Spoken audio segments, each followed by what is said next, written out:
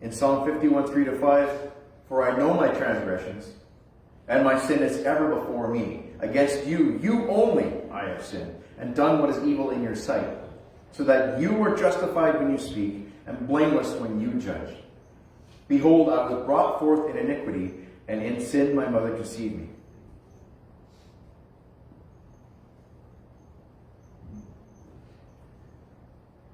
So Paul kind of tears apart the argument of the Jewish authorities that they had against his teaching. They claimed that Paul's message was that since we're saved by grace apart from the law, it teaches us that we ought to sin more because it does God a favor of proving how righteous he is by judging our sin.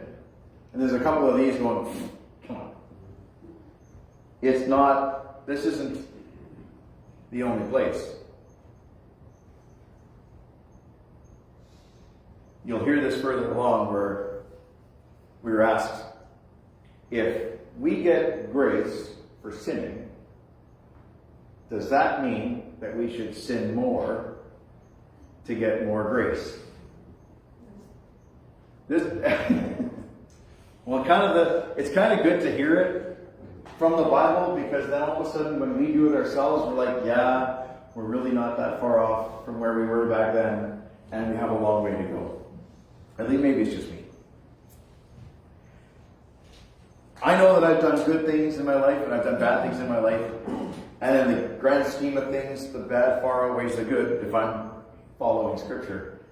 A friend of mine, I was telling her, I said, yeah, well, she's like, oh, good. I'm glad you deserve a day off. And my response, my shoot from the hip response was, that's the last thing I want, is what I deserve. Because scripturally speaking, I'm not really a good person. I try to be a good man, but scripturally speaking, I'm not a good person.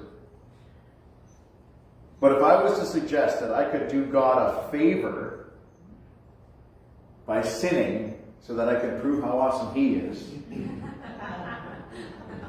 right? Follow that logic?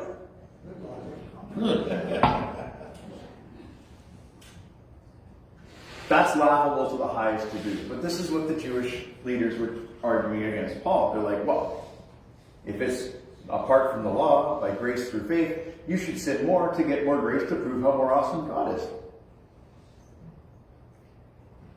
If we start there, of me doing God a favor by sinning, and move to the thought of making God look better because my sinning would be a chance to display God's grace, you can see why Paul would use the phrase, may it never be. In Romans 3:8, Paul calls his accusation slander. Rome was the center of the civilized world at the time, so it is vital for Paul to answer this charge. He needs to protect the ministry that God charged him with, and that was to take the gospel to the Gentiles. In verse 6, we see the second of 10 occurrences for the phrase, may it never be, in Paul's letter to the Romans. In each instance, Paul uses the phrase to answer a question that echoes the narrative being repeated by the Jewish authorities. It is instructive, and it's really good for us to note the questions in Romans that precede each of the occurrences, may it never be.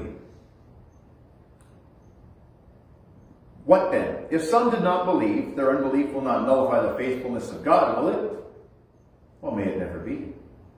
But if our unrighteousness demonstrates the righteousness of God, what shall we say? The God who inflicts wrath is not unrighteous, is he? May it never be. Do we then nullify the law through faith? May it never be.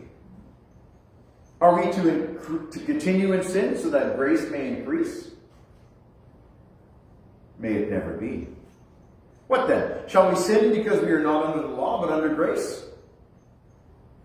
May it never be. What shall we say then? Is the law a sin?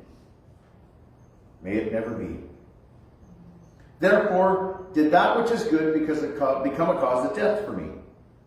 May it never be. What shall we say then? There is no injustice with God, is there? May it never be. I say that God has not rejected his people, has he? May it never be. I say then, they did not stumble so as to fall, did they?